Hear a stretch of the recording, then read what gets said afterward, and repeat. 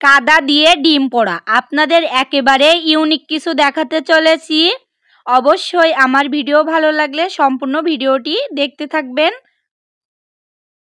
আমি এখানে দুটো ডিম নিয়েছি আর এই দুটো ডিম আমি কাদা দিয়ে একেবারে ঢাকা দিয়ে দিব।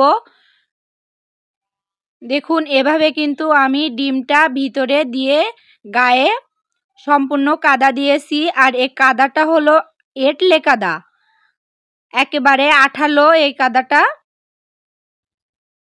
একে একে আমি দুটো ডিম একই করে সুন্দর করে কাদাটা মাখিয়ে নিয়েছি, একেবারে বলের মতো করেছি। ভিতরে যে ডিম আছে আপনারা দেখলেই বুঝতে পারবেন না। এই তো সুন্দর হয়ে গেছে। এর ভিতরে কিন্তু দুইটা ডিম আছে। এবারে আমি একটা চুলাইতে এই ডিম দুইটা পোড়াতে দেব।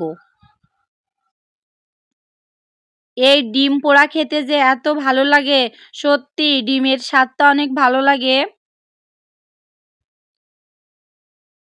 আপনারা হয়তো আবার ভাবতেই পারেন যে এই ডিম পোড়ালে কাদা দিয়ে ডিম পোড়ালে ডিমের ভিতরে কাদার কোনো গন্ধ লাগবে কিনা। না, একেবারেই কাদার কোনো গন্ধ লাগবে না। ডিমটা খেতে অনেক ভালো লাগবে পোড়ানো ডিম।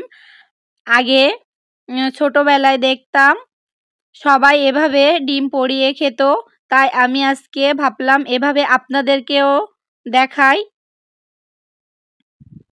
এই তো আমি আস্তে আস্তে কিন্তু চুলার আঁচটা দিয়েছি। এপিট ওপিট করে উল্টে সুন্দর মতো করে নিয়ে আমি নামিয়ে নিছি। ঠান্ডা হয়ে গেলে আমি কিন্তু ডিম ভিতরে ডিম ছিল, বাইরে যে কাদা ছিল কাদাটা শুকিয়ে গেছে। আমি এটা ছাড়িয়ে সুন্দর করে ডিমটা ছেলে নিব।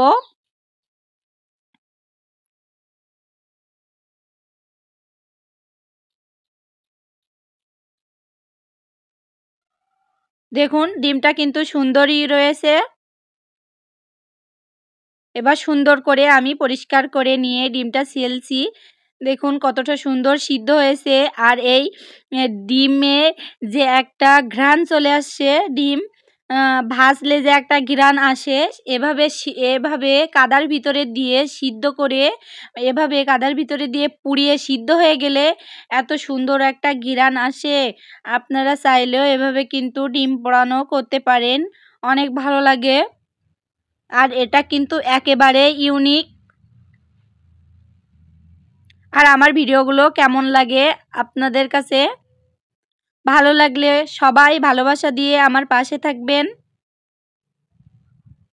এত সুন্দর করে আমি ডিম দুইটা পরিষ্কার করে নিয়েছি। এখানে আমি এবার ডিম দুইটা আপনাদেরকে কেটে দেখাবো কত সুন্দর, ভিতরেও কত সুন্দর আছে।